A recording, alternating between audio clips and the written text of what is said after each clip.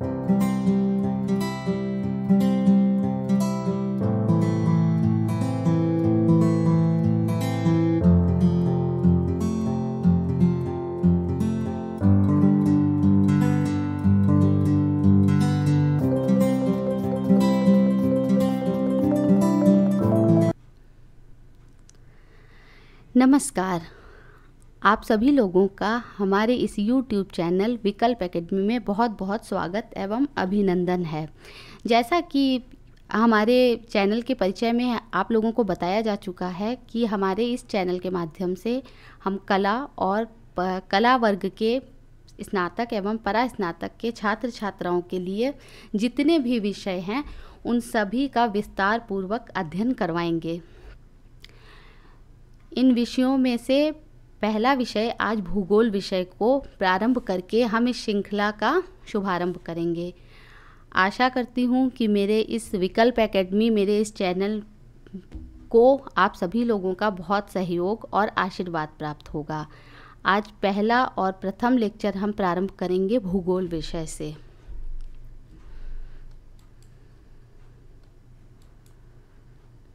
भूगोल क्या है? सबसे पहले किसी भी विषय को जानने से पहले हमें ये मालूम होना चाहिए कि वह विषय है क्या। क्योंकि विज्ञान हो, कला वर्ग हो, वाणिज्य वर्ग हो, कोई भी वर्ग हो, हर जगह पे बहुत सारे विषय पढ़ाए जाते हैं। इसमें से कला वर्ग का एक मुख्य विषय होता है भूगोल। भूगोल क्या है? भूगोल को सामान्य रूप से सब लोग यही मान के चलते हैं कि जिसमें पर्वत, पठार, मैदान, सूर्य ग्रहण, चंद्र ग्रहण पढ़ाया जाता है, उसी को भूगोल कहते हैं। जबकि वास्तविकता यह नहीं है। भूगोल एक वास्तविक विज्ञान है जो वास्तव में हमारे जीवन को प्रभावित करता आया है और कर रहा है और करता रहेगा। यह विषय इसलिए पढ़ना ज़रूरी नहीं है कि इसका एक सिलेबस है, इससे हमने अंडर ग्रेजुएट या पोस्ट ग्रेजुएट हो गए, हमने पीएचडी कर ली, इसलिए इसे पढ़ना ज़रूरी नहीं है। इसे पढ़ना सबसे ज़्यादा आवश्यक इसलिए है क्योंकि यह एक ऐसा विषय है जो पूरी तरीके से हमें प्रभावित कर रहा है, हमारे जीवन को प्रभावित कर रहा है। ये जो शब्द हम सुनते हैं, ग्लोबल वार्मिंग हो रही है, गर्मी बहुत ज़्यादा बढ़ रही है, पहले ऐसा तापमान नहीं होता था, बारिश होती है तो होती चली जाती है, बारिश की इतनी ज़्यादा असमानता होती है, इन सब के पीछे जो कारण है वो भूगोल बताता है। और पर्यावरण से अलग हम अपने जीवन को का अस्तित्व मान ही नहीं सकते, इसलिए यह विषय बहुत ज़्यादा महत्वपूर्ण हो जाता है। एज अकेडमिक ही नहीं, इसका आवश्यकता हमें अपने जीवन के दैनिक जीवन में भी लगातार आवश्यकता इसकी पड़ती है। इसलिए हमें भूगोल ज़रूर पढ़ना चाहिए और भूगोल की हमें जानकारी भी प्राप्त करनी चाहिए। भूगोल क्या है? भूगोल का एक विषय के रूप में अस्तित्व बहुत समय के बाद में आया है, क्योंकि प्राचीन काल में इसकी विषय वस्तु को विभिन्न विषयों के रूप में जैसे खगोल शास्त्र, वनस्पति शास्त्र, सामाजिक विज्ञान के साथ असंबद्ध रूप में पढ़ाया जाता था। कहने का तात्पर्य यह है कि भूगोल अलग से एक विषय बहुत ज़्यादा आधुनिक समय में आने के बाद आया है। पहले के समय में क्या होता था, इसके जो विभाग थे जैसे कि अंतरिक्ष विज्ञान है या इसके जो पेड़ पौधों वाला ज्ञान है वो वनस्पति शास्त्र में, इसके जो सोशल एरिया है उसको सामाजिक विज्ञान के साथ टुकड़ों टुकड़ों में असंबद्ध रूप में पढ़ाया जाता था। पहले इसे कॉम्पैक्ट रूप में एक विषय के रूप में इसे प्रतिष्ठित या इसका नाम नहीं दिया गया था। ये नहीं कहा जाता कि भूगोल एक कोई बहुत ज़्यादा आवश्यक या महत्वपूर्ण अलग से विषय है। इसे सामाजिक विज्ञान का एक पार्ट माना जाता था। शायद यही कारण है कि अब भी छोटी कक्षाओं में भूगोल को एक विषय के रूप में अलग से अस्तित्व नहीं दिया जाता है। सामाजिक विज्ञान में जहाँ इतिहास पढ़ाया जाता है, जहाँ नागरिक शास्त्र पढ़ाया जाता है, नागरिक शास्त्र का अर्थ होता है सिविक्स, तो उसी तरीके से भूगोल को भी उसमें इंक्लूड कर दिया जाता है। तो कहने का तात्पर्य ये है कि पहले के समय में जो ज्योग्राफी है वो अलग से कोई विषय नहीं था, वो सामाजिक विज्ञान का या सोशल साइंस का एक पार्ट था। धीरे धीरे समय बदलता गया और इसे एक अलग विषय के रूप में मान सम्मान प्राप्त होने लगा। जहाँ तक प्रश्न है इसके अर्थ का, तो भूगोल के अर्थ को जानने से पहले सबसे ज़रूरी यह है कि इसके शाब्दिक अर्थ को हम जानें, क्योंकि किसी भी चीज़ का अर्थ हमें तब ज़्यादा अच्छे से मालूम चलता है जब हम उसके शब्दों को ध्यान से पढ़ते हैं और उसका अर्थ को समझते हैं। भूगोल या ज्योग्राफी ग्रीक भाषा के दो शब्दों जियो प्लस ग्राफोस से मिलकर बना है, जहाँ जियो का अर्थ होता है पृथ्वी और ग्राफोस का अर्थ होता है वर्णन करना। अब यह शब्द आया कहाँ से?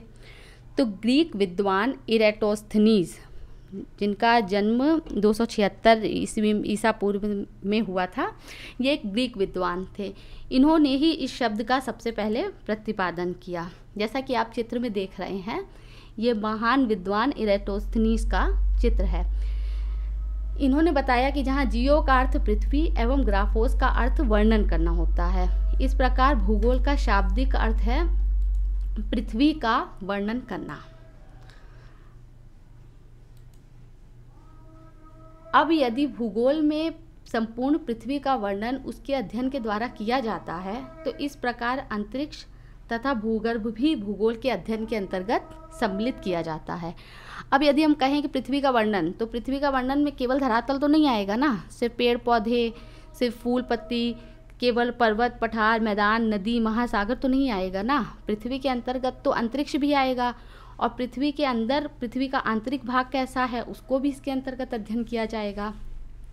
इसीलिए कहा गया है कि जियो धन ग्राफोस, मतलब पृथ्वी का वर्णन जिस विषय में किया जाए वह विषय भूगोल है। इस विषय की परिभाषा के संदर्भ में यदि बात किया जाए, तो प्राचीन काल से लेकर आज तक के समय में बहुत सारे विद्वानों ने, बहुत सारे देशों के विद्वानों ने अपने अलग अलग विचारों को प्रतिपादित किया है। इमैनुअल कांट, जो एक प्रसिद्ध दर्शन शास्त्री थे और बहुत बड़े विद्वान थे, उन्होंने कहा कि भूगोल वह विज्ञान है जिससे पृथ्वी के उस भाग का अध्ययन किया जाता है जहां मानव निवास करता है। इनकी परिभाषा इतनी विस्तृत और इतनी व्याख्यायित है कि उसमें भूगोल का जो संपूर्ण अध्ययन का सार है उसको सम्मिलित कर लिया गया है। इनके कहने अनुसार भूगोल वह विज्ञान है जिसमें पृथ्वी के उस भाग का अध्ययन किया जाता है जहां मानव निवास करता है। तो पृथ्वी के हर भाग में मानव निवास तो करता नहीं है, उन्हीं जगहों पे करेगा निवास जहाँ पर वो प्रकृति के साथ अंतर संबंध स्थापित करेगा, या तो वह समायोजन करेगा या तो वह पर्यावरण के अनुसार ही ढल जाएगा। तो इन्होंने कहा कि भूगोल वह विज्ञान है जिससे पृथ्वी के उस भाग का अध्ययन किया जाता है जहाँ मानव निवास करता है। जहाँ भी मानव निवास करेगा वहाँ वह प्रकृति के साथ समायोजन स्थापित जरूर करेगा। एक अन्य विद्वान जो कि रोमन थे, टॉलमी, उन्होंने कहा कि भूगोल पृथ्वी की झलक स्वर्ग में देखने का आभामय विज्ञान है। इसका तात्पर्य यह है कि इन्होंने पृथ्वी के ज्ञान को सीमित रूप में नहीं बताया, बल्कि इन्होंने कहा कि जिस प्रकार से पृथ्वी का धरातल भूगोल में महत्वपूर्ण है, उसी प्रकार से अंतरिक्ष भी महत्वपूर्ण है। भूगोल की अन्य परिभाषाओं की यदि बात किया जाए, तो बर्नहार्ड वॉरेनियस, जो कि 17वीं शताब्दी के प्रमुख विद्वान थे, इन्होंने ही सबसे पहले बताया कि सामान्य भूगोल और क्रमबद्ध भूगोल भूगोल की दो प्रमुख शाखाएं हैं। इनका सीधा सा कहने का तात्पर्य यह था कि भूगोल पृथ्वी को केंद्र मानकर अध्ययन करने वाला विज्ञान है। इन्होंने कहा कि हमारे अध्ययन का जो विषय वस्तु है उसका जो केंद्र है वो हमारा ग्रह, हमारा निवास स्थल हमारी पृथ्वी है।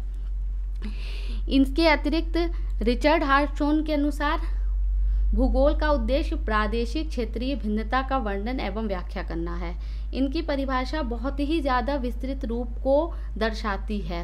रिचर्ड हार्टशॉन ने जब ये कहा कि प्रादेशिक क्षेत्रीय भिन्नता का वर्णन एवं व्याख्या है, तो इसका सीधा सा मतलब यह होता है कि इस धरातल पर सभी जगह विभिन्नताएं दृश्यमान हैं। कहीं ऊंचे ऊंचे पर्वत हैं, कहीं सागर हैं, महासागर हैं, कहीं एकदम सूखा रेगिस्तान है, कहाँ बहुत सारे सदाबहार वन हैं।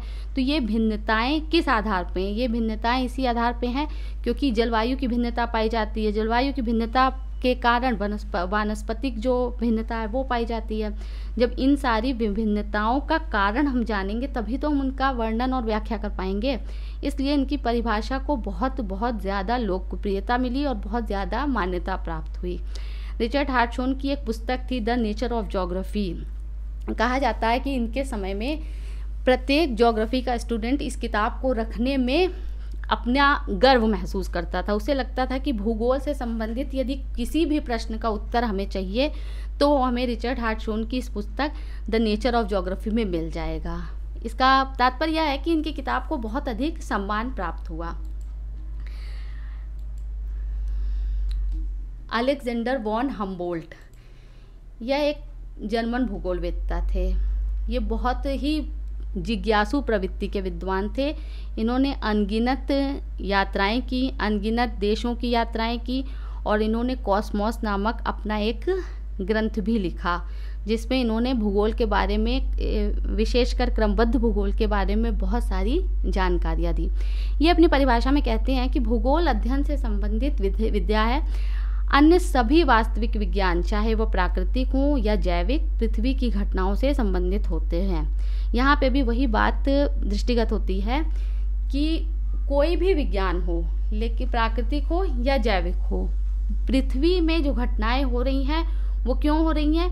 वो भौगोलिक कारणों की वजह से ही हो रही हैं, और उन कारणों को के जो संबंध होते हैं वो भी भूगोल से ही संबंध रखते हैं। इसलिए अलेक्जेंडर वॉन हम्बोल्ट ने जो कहा कि भूगोल अध्ययन से संबंधित विधा है, इसमें अध्ययन किया जाता है उन घटनाओं का, उन बातों का जिनसे कि जो कि प्राकृतिक विज्ञान या जैविक विज्ञान किसी से संबंधित हो। अल्फ्रेड हेटनर के अनुसार यह एक जर्मन भूगोलवेत्ता थे। भूगोल धरातल के विभिन्न भागों में कारणात्मक रूप से संबंधित तथ्यों में भिन्नता का अध्ययन करता है।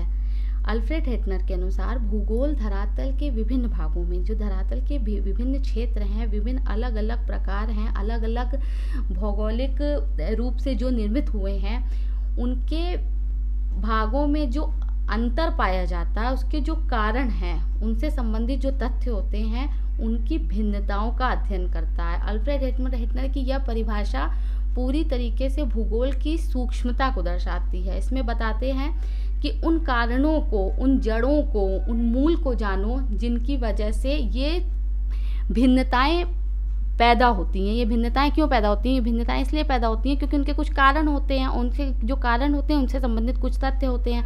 अगर उन तथ्यों का आप अध्ययन करते हैं तभी आपको मालूम चलेगा ना कि उस भिन्नता का कारण क्या है।